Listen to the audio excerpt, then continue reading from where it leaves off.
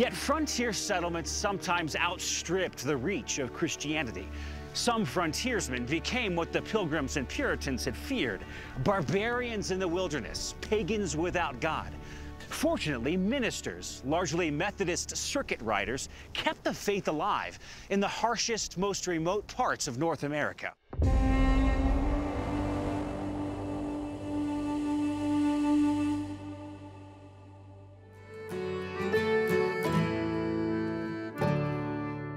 Meanwhile, north of what would become the United States of America, there were other courageous heroes of the faith, and a number of them were French. Let's drive back in time and explore the Christian history of Canada.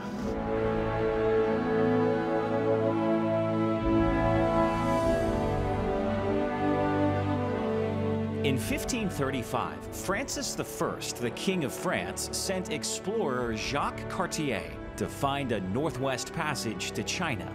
Cartier only got as far as the impassable rapids on the St. Lawrence River, which he named La Chine because he thought China was just on the other side.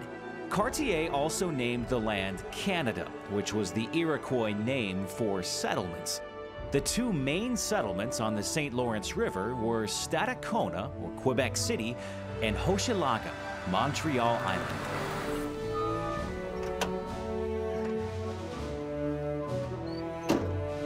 70 years later, during the reign of King Henry IV, France began seriously colonizing Canada.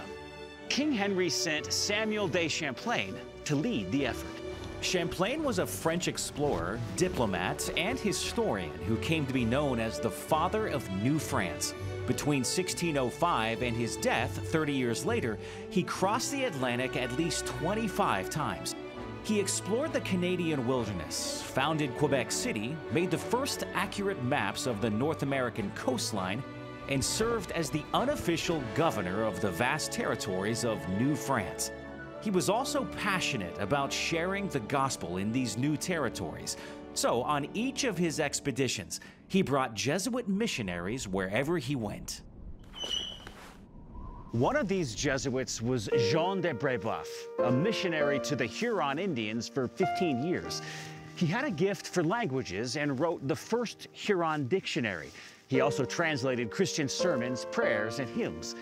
Despite the constant dangers, he poured his life into pastoring a small church for the Huron people. In 1649, war broke out between the fierce Iroquois and the much weaker Huron. Brébeuf determined to stay with his church to the bitter end. The end was bitter indeed, as Brébeuf suffered terrible torture and death. But witnesses say he never cried out in pain. Instead, he proclaimed the gospel and sang hymns through it all. In 1940, nearly 300 years later, Brébeuf was proclaimed the patron saint of Canada for his courage and dedication to the cause of Christ. Another inspirational Jesuit of early Canadian history was Isaac Joggs, who trekked from France to the upper Great Lakes region of North America in 1636. He quickly mastered the native languages and customs and planted churches among the native tribes. He also endured nasty diseases and envious medicine men who viewed priests like Joggs as black robes that brought bad magic to the indigenous peoples. After 6 years in the New World, Joggs was captured by a war party of the Mohawk Nation. Over the next 12 months, the Mohawks and their Iroquois allies inflicted unspeakable tortures on Joggs. He was beaten and burned. His fingers were bitten off and sticks were driven into his open wounds. After a year of torture, he was rescued by another courageous pastor, nursed back to health, and sent home. Back in France, Joggs was received as a hero, a champion of the Christian faith. The Pope honored him, and the Queen tearfully kissed his mangled hands. Yet he had seen the land of his destiny, and he knew he had to return. After recuperating for less than a year, Joggs returned to Canada and served as France's new ambassador to the Iroquois nation. He served with distinction, respected by both the French and Indians. His wounds were seen as a badge of honor. a man who had bled for the cause of Christ and the good of the native peoples. But in the end, Isaac Joggs surrendered his life in the wilderness of New France, just as he knew he would. He died instantly when a jealous Iroquois leader split his skull with a tomahawk. These are the types of legacies left by the Jesuits all over the Canadian wilderness of North America. Truly courageous men that shed their blood for Jesus Christ and the indigenous peoples that they served.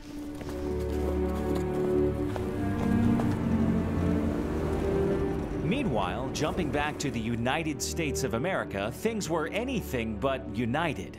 Decades of territorial expansion, economic prosperity, and black slavery had dulled the hearts of its people. The Republic was divided, and even the churches were split over slavery. President Abraham Lincoln spoke of an almost chosen nation, as though America had somehow fallen short of her divine purpose. The result was the American Civil War of 1861 to 1865. Over 700,000 Americans died in the war between the states, leaving millions to grieve them. Slavery was over, but the healing between the North and the South was just beginning. The churches jumped in and sought to recover their role in American communities. Americans moved west and took the gospel with them. The most common books on the North American frontier were the King James Bible, Pilgrim's Progress, and the works of Shakespeare. Yet frontier settlements sometimes outstripped the reach of Christianity. Some frontiersmen became what the Pilgrims and Puritans had feared: barbarians in the wilderness, pagans without God. Fortunately, ministers, largely Methodist circuit riders, kept the faith alive in the harshest, most remote parts of North America. Circuit riders traveled around a wide territory, a circuit, ministering to settlers and organizing new congregations. John Lewis Dyer was born in Ohio in 1812. With little education, he moved to Wisconsin to work in the lead mines. After the deaths of his wife and infant daughter, Dyer became a Methodist minister, a circuit rider who traveled from town to town in the Great Lakes region, delivering sermons and performing baptisms, weddings, and funerals. In 1861, after a decade of circuit riding around Wisconsin and Minnesota, Dyer trekked to the mountains of Colorado. He soon became known for his snowshoeing and skiing skills that allowed him to reach mining towns that were otherwise inaccessible to Christian clergy during the winters. And these Colorado mining towns desperately needed Christian clergy, since many of the townspeople were prone to drinking, gambling, and fighting in the saloons. Dyer understood the hard lives of the miners and was a fearless minister in the toughest conditions. He set up churches in many towns, including one in Breckenridge that's still open today. Dyer's life as a circuit rider was hard. To make money, he also carried the U.S. mail whenever he traveled the treacherous winter passes to visit his churches.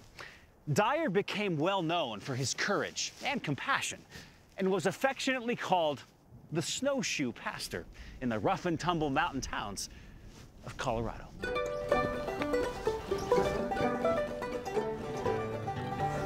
Put the bunny through the hole into the cave. Let's ride.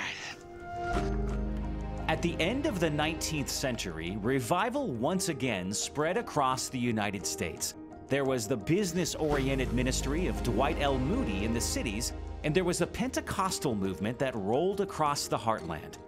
Then came the 20th century and the horrors of World War I, the Great Depression, and the influenza epidemic that killed nearly 100 million people worldwide. After World War II, the ministries of Billy Graham, Oral Roberts, and the charismatic churches combined to form a broad evangelical movement in the United States, which continues to this day. While American church attendance has declined, and the rise of the nuns, people who claim no formal religious affiliation, captured the headlines, nearly 90% of Americans still believe in God. The powerful history of our founding faith and the sense that America is still one nation under God gives me a sense that our country is still positioned for Christian growth. I pray that the next revival is just around the corner for the United States, the rest of North America, and to the ends of the earth.